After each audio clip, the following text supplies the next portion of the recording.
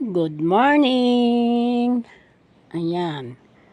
Linis na muna tayo ng bakuran. Kasi walang nagwalis nung wala ako. Kaya ayan, oh. Ang daming lilinisin.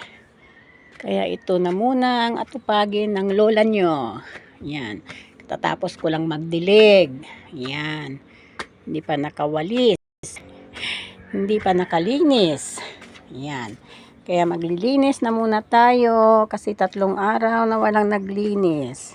Ang dami na namang patay na dahon. Ayan, naglaglagan kasi malakas ang hangin ng ilang araw. Ayan. Daming mawawalis. Ayan, magwawalis na muna ang nyo bago gawin ang ibang mga trabaho. Yan ang aming munting bakuran. Yan.